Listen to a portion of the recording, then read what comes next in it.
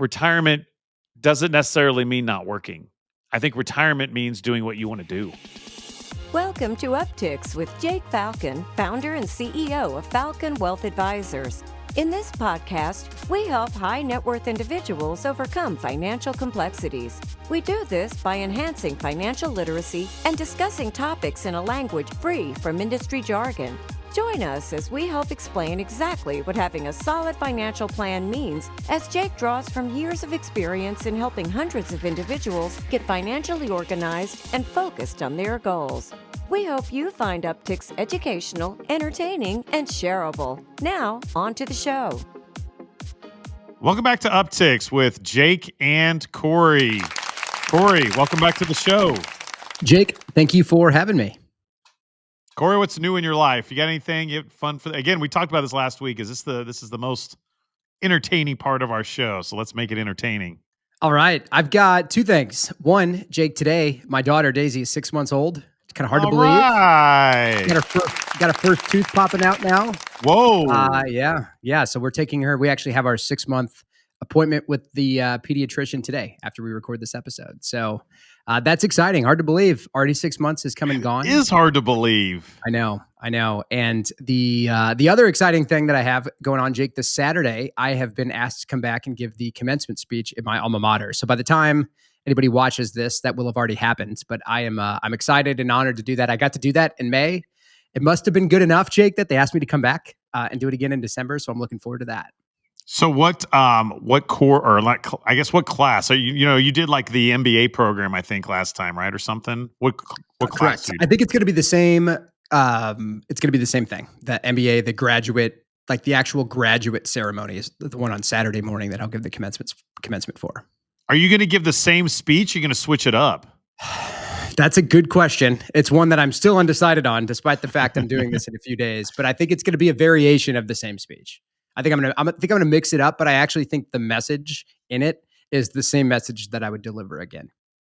Good. Just make sure, Cory, it's entertaining, right? They'll keep having you back. That's pretty cool. Congratulations. Right. Yeah, thank you. Awesome. I'm excited about it. It's I will admit, this is the point where like a few days ahead of time, I'm like, ooh, not quite as ready for this as I thought I was going to be or as I should be, but I know it'll be just fine. So, and it won't be like last time, which I think everybody who's watching and listening to this show will appreciate, especially Jake, in the spirit of being entertaining. The last time I did this in May on a Friday afternoon, the day before the speech, I read it to you and I said, Jake, tell me what you think. And after I read it to you, you said, that was really good, Cory, but did you write that or did Chat GPT? That's right, Cory.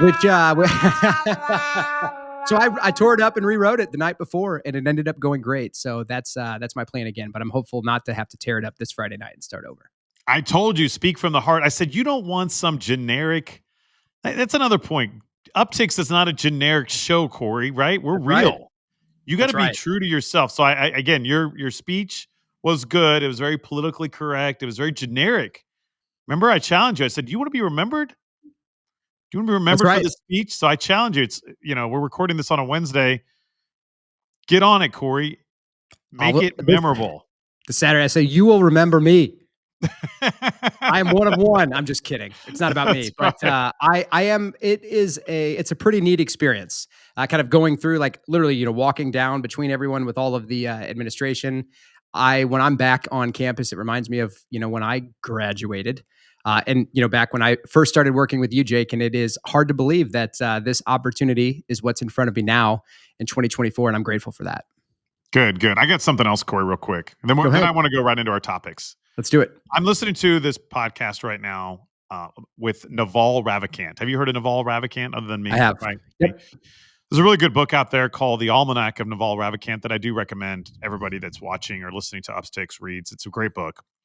And I'm listening to a podcast where he's speaking, and it's really, I've got something profound here, is that he says there's a difference between wealth and status, where wealth is not a zero-sum game, meaning you can become wealthy and I can become wealthy, and that doesn't need to hurt each other, right? You don't need to become wealthy and I become poor. At someone else's expense, yep. Yes. And he says, though, status is different. Status is typically political, right? So somebody wins an election, the other person loses. Or it's very common in sports, right? There's only one Super Bowl champion, for example. And he says that is what a lot of people, that's like a very archaic or since the beginning of time game that is played, but he suggests that you try to avoid playing that game as much as possible because that's when you get hate, right? And people like trying to hurt other people to gain. Yep. And so he says it's necessary in society that we have to play that game occasionally. But if you can focus more on creating wealth, and you could create wealth by also helping other people. That's what's kind of cool about it. Like for example, I make enough money to pay somebody to mow my lawn. So from my perspective, it would be selfish of me to not pay somebody to mow my lawn and mow it myself, because what I'm doing is I'm creating income for somebody else to create their wealth so that I can go back and do what I enjoy doing and I'm good at, in my opinion, which is this, right? Being a wealth advisor and running a wealth management company with you and advising clients, right? And mentoring my team and spending time doing that versus mowing my yard. So again, I thought that was really cool. And I just literally listened to it this morning. So I don't know a lot about it, but I thought it was very cool and an interesting way to think about that wealth creation is not necessarily a zero-sum game, I but like it. status is. So be careful of status. How about that one? I like it. Bring Maybe I that should into work your that into the speech. commencement. Look at that. We were thinking about the same thing at the same time. How about that? I like it. But I do think that message is aligned with, like, look, you need to go and share who you are and what you know with the world, and be true to yourself and do the right thing, and let what's gonna happen. Yes, I would. Yes, Cory, not that I'm trying to write your speech for you, but I think you should say something to the effect of, like, don't be focused on status.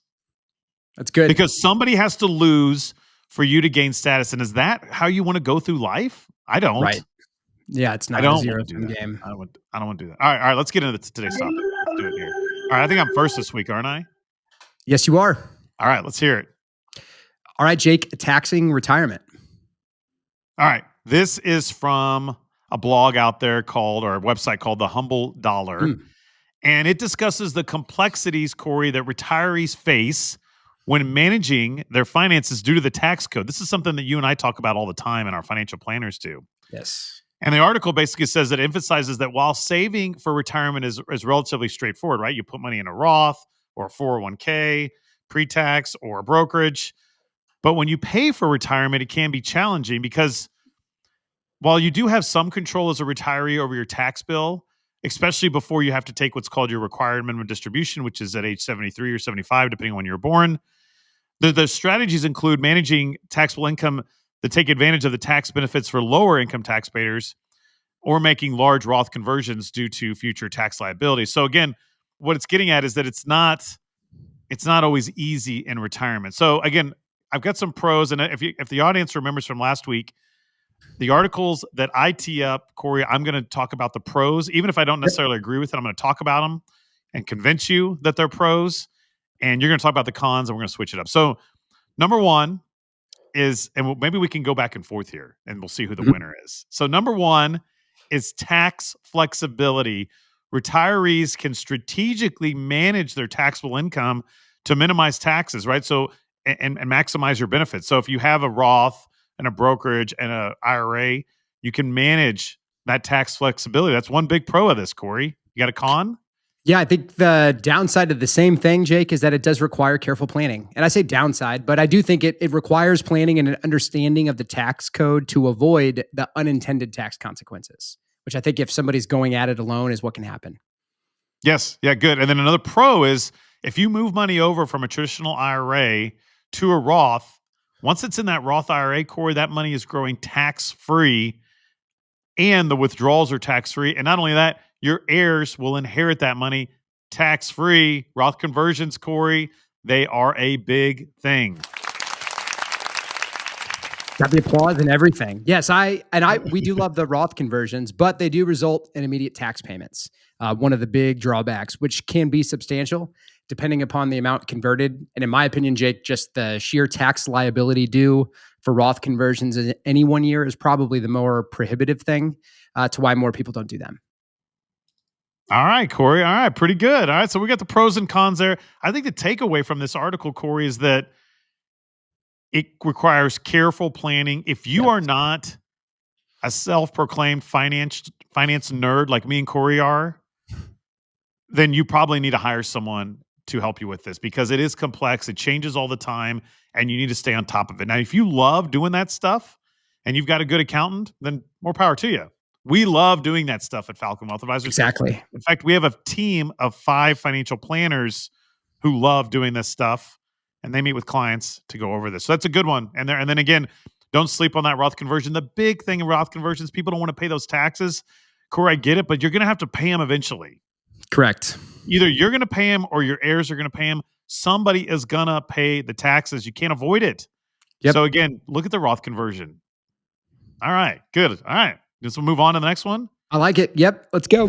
All right, Cory, here we go. 7 seniors tell why they won't retire, and it isn't about money. Yes, Jake. So this was an article that talked about, on one hand, the people that count down the days until they can stop working. And on the other hand, there are the never retirers. I think I'm saying that right. Never retirer. And that's who this article is about. And at a high level, Jake, this was basically emphasizing the point that there are more seniors now that are working well past traditional retirement ages because they genuinely enjoy their work. They find personal fulfillment in it. For example, there was actually somebody highlighted in this story who's 86 years old, who's working 7 days a week, counseling high schoolers on college admissions, and has no plans to retire. But this is something he's doing after he was actually an admissions counselor, I think at Princeton or one of those schools. And this is what he's doing now. So, and again, 86 years old. So there's, again, pros and cons, of course, to working beyond traditional retirement ages. And I want to talk about, Jake, I think the first pro here that is outside of the money, because they talked about here, the money's not really the crucial piece for everybody highlighted. And one big pro, Jake, is the health benefits of working longer. So working longer is associated with lower mortality rates and dementia rates, keeps the brain active, increases social connections, all the stuff that's important for both the mental and the physical health. It's one of the big pros and advantages here. Yeah, but I got to go with the con here, Cory, that, as people get older, though, they may face physical challenges where maybe it's not healthy for them to be up on their feet for 8 hours a day if they're working at Home Depot, right? Maybe it's not good for them to, maybe there's a health hazard if there's a lot of stairs, or maybe they're doing manual labor. Could you imagine doing manual labor at 80 years old? What if you were climbing a light pole at 80 years old and you were a lineman? Yeah, a lot different, I suppose, than counseling high schoolers on college admissions. A lot different. Right. So there may be physical limitations. That's a con. All right, let's hear another pro to work in forever. Yeah, financial benefits. This may go without saying here, but financial benefits and delaying retirement can, of course, one, increase monthly Social Security benefits, depending upon when you turn that on. Somebody waits until 66 or 70 years old, especially if they're working beyond 70 and wait until then to turn on their Social Security benefits. And frankly, I think for a lot of the clients, Jake, that we work with, for the folks that have investment assets in retirement, the longer they work, the less money that they need to spend from their accounts earlier in retirement is the more flexibility they're going to have later. Yes, maybe, but I got a con for you here. We talk about really getting a purpose, right? And really focusing on your purpose. And we talk about, especially men, typically over-identify with their position or their status or their title. So if you could ultimately permanent's a pretty strong word, but like you could further deepen your identity and make it tied to work.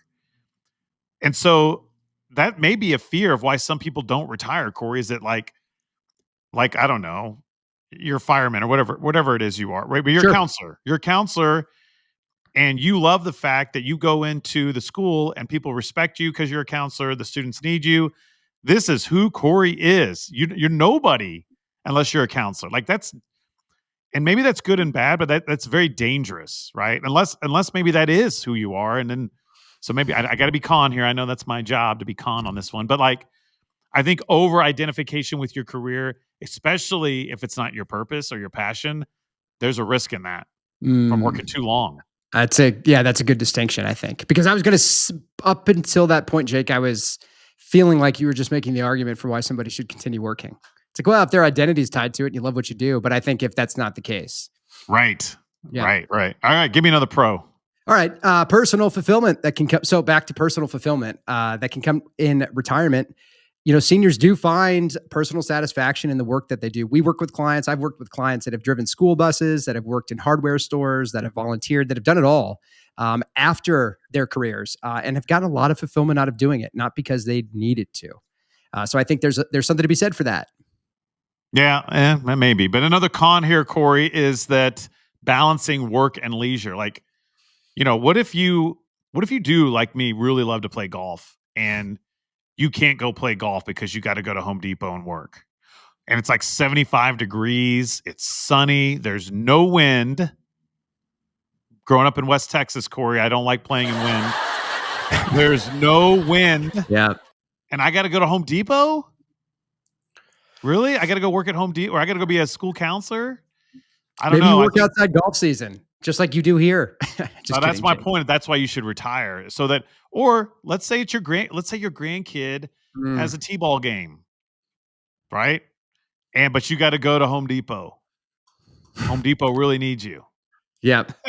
So again, my argument is that if there's leisure activities you want to, or reading, if you want to read a book, like, you can't do the things that you want to do on your time. And this is my one quick con. I think you've got another pro here, but another, and again, this goes back into this wealth thing that I'm kind of studying right now, is that true wealth, I think, is being able to wake up whenever you want to wake up, do whatever you want to do during the day, and then go to sleep whenever you want to go to sleep.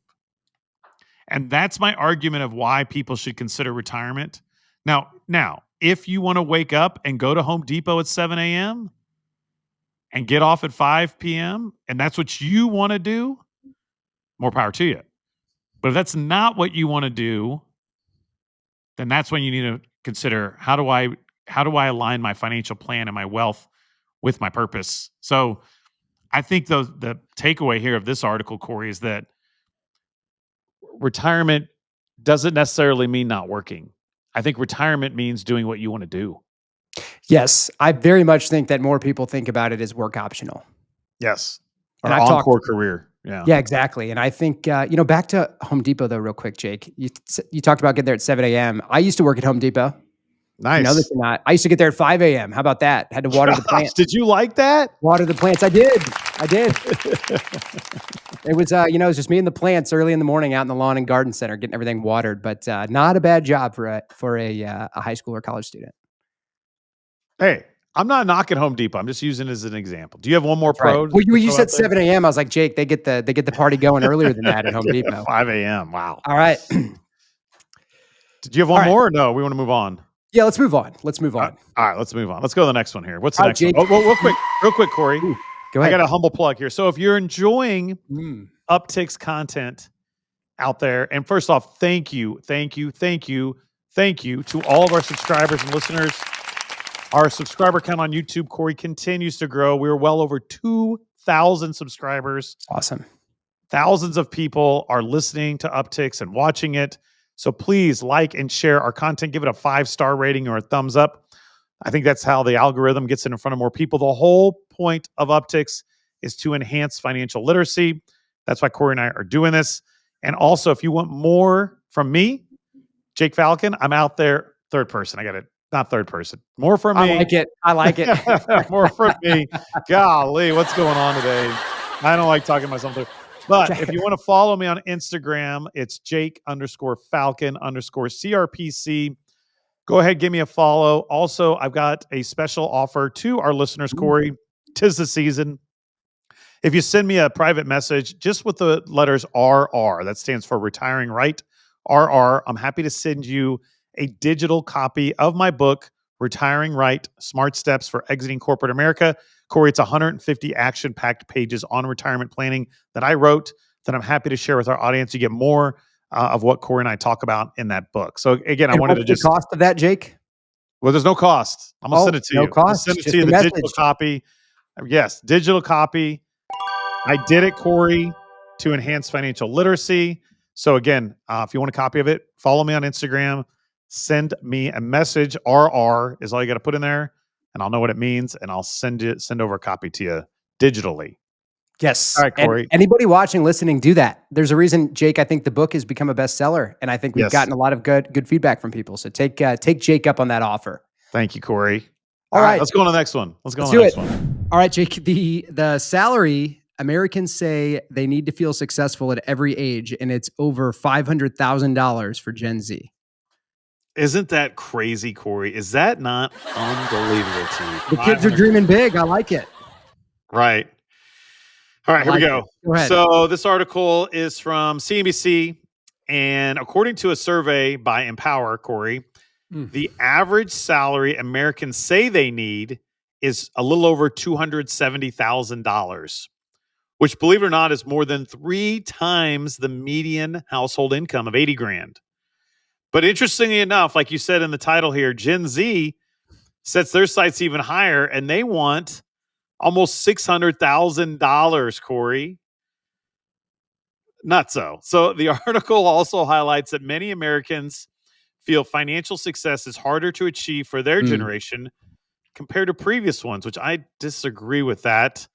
I want to hear your thoughts on that before I go over the pros. Like, do you think it's harder to make money now than your parents or your grandparents? I don't think so. I think it's easier. It's a good question. I think it's easier to make money. I do. I think it's the piece there. I'm guessing, Jake. Actually, I don't need to speculate. But yes, I don't think that it is. I don't think it's harder. I think there's more ways to make money now than there have been. Right. Now, I mean, I don't know. Maybe it's because you and I both make good money. Maybe that's why. I mean, maybe if we didn't make good money, we would feel that way. You know, and my grandpa got a pension. My mom and dad got pensions. I don't get a pension, but that's not affecting my ability to make good money. So yeah, I don't know.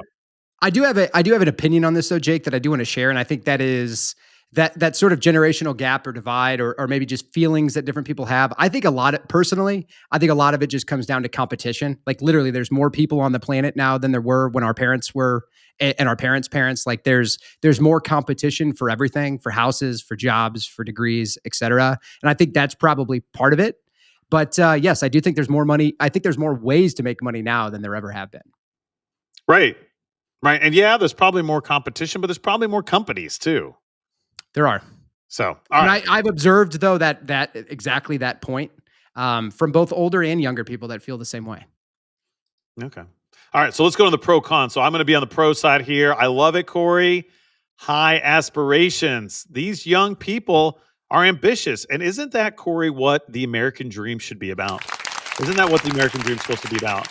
Having that reach higher, high ambition. So that's a big pro. Go ahead, young whippersnapper. Let's try to make $1 million. Why not? Get after it. Yeah, I got to drag you down here, Jake, that your expectations might be unrealistic. And those high salary expectations might not be attainable for most people. Yeah, yes, I agree. And I would argue I don't like hearing people want to make high salaries without saying what they're willing to do for those salaries. How much work are you willing to put in? Right. Like I mentioned, you and I make good money, Cory, but you and I have worked. People will never know how hard, and I'm not just doing this to pat ourselves on the back. They have no idea early in our careers how many hours it took to start, a wealth management practice. They have no idea. And so even our team doesn't, and I don't hold that against them. And I'm not the guy, I walked up in the snow, 2 feet, blah, blah, barefoot. Both directions in the snow. Yeah, that's right. I'm not because you know what?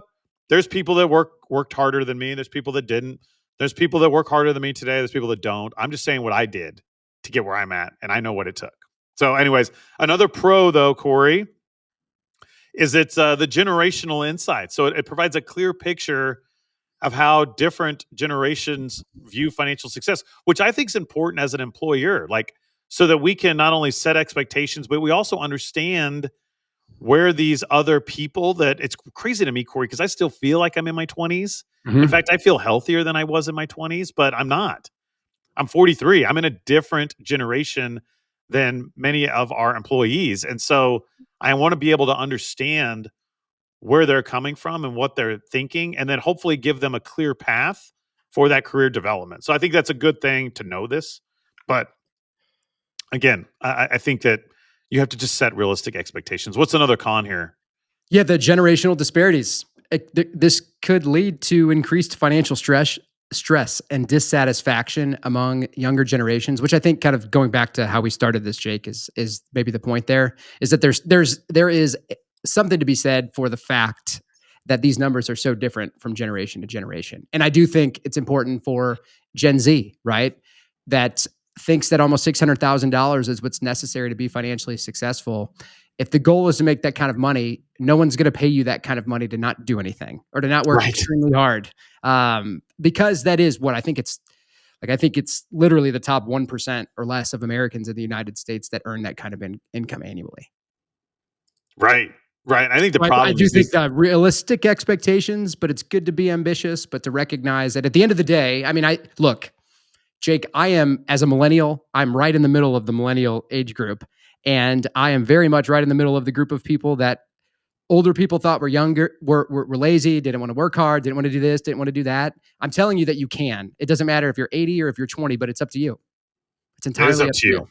It is up to you. Right. That's what it comes down to. Yep. Good. Cory, we got time for one more. Let's do one more. All right, good. Let's do it. All right, here we go. How much does the frequency of retirement withdrawals matter?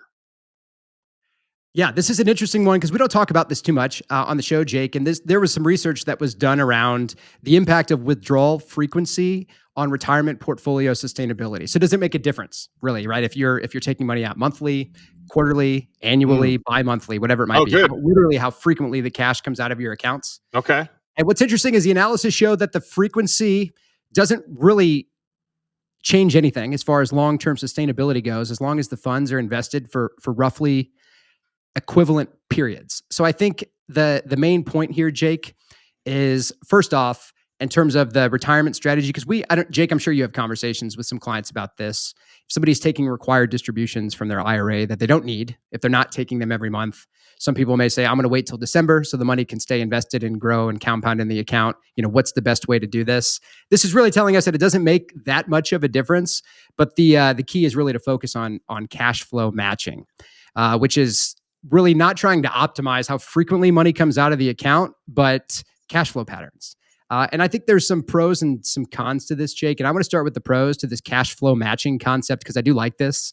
And I think it makes sense. Aligning withdrawal frequency with cash flow patterns can help to reduce transaction costs and improve utility. For example, if you have monthly expenses in retirement, then monthly withdrawals are what should come out of the portfolio. But if somebody only needs money from their account to pay their annual personal property taxes, maybe you only take money out once a year to do that.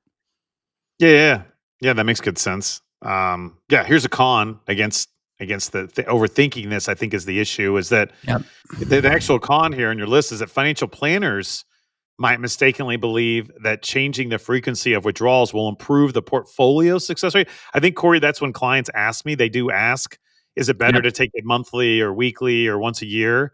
And I usually tell them it doesn't matter. It's like whatever works for you. What really matters is focusing on your actual withdrawal rate. Are you pulling 4% from your account? Are you pulling 10%? That's what matters. Volatility in the market and then taxes. All that stuff is more important than how often the frequency. But again, I think if a planner is telling you, you need to do it once a year or something, I think they're getting caught up in the details and they're missing the bigger picture. What's another focused on the wrong thing? Yeah. Another advantage there is, the time in the market. The most crucial factor for withdrawal sustainability in retirement is maximizing the time that the money's invested. It's especially important for tax deferred accounts where people are paying taxes on distributions, but they're growing tax deferred in the meantime. So ultimately, maximizing the time in the market is still the goal for the investments. Yeah. But again, the market could go down as a con. Correct. There. Yep. Another quick con is that it's complex. So while you align your withdrawal frequency with cash flow patterns, like you talked about, there's more complexity because what if your cash flow fluctuates month to month or quarter to quarter? So you always need to be in adjustment with that, and that's fine. But that just creates a lot of work on the client's standpoint of communicating that to their planner, or So again, it's good. It's okay to do it, but it just there's a lot more involvement with that when you do it that way, and you got to be careful because when you do that, it does open up for mistakes. So just gotta be careful. Yep, absolutely. And the last few notes that I have here, Jake, aren't too relevant. I think we've touched on the big points here for the conversation. And I think the main takeaway from this article, though, is it doesn't how often money comes out of the account isn't where the focus should be. Lining up the distributions with the actual expenses, portfolio volatility and taxes, that's where the focus should be, particularly for somebody in retirement. All right, Cory. It sounds like you were on my side there. Yeah, a little bit. So I did think it was more than anything. The bigger and interesting point there, I think, is that there was some research done that shows that it doesn't really make that big of a difference, Jake, which I think is the same conversation that we've had with clients for years. Yeah, that's a good takeaway. So again, it should be about what's most flexible or best for you and your situation. And then let's take taxes and volatility into consideration when we're doing that. Good, Cory. That's perfect. So that's wrapping up all the time that we have for today. So thank you again for joining me. And thank you all for tuning into Upticks. We hope you have a great week. Thank you for listening to Upticks. Click the subscribe button to be notified when new episodes become available. Also, be sure to visit our website, falconwealthadvisors.com, and click the Contact Us button if you'd like to meet with Jake and his team.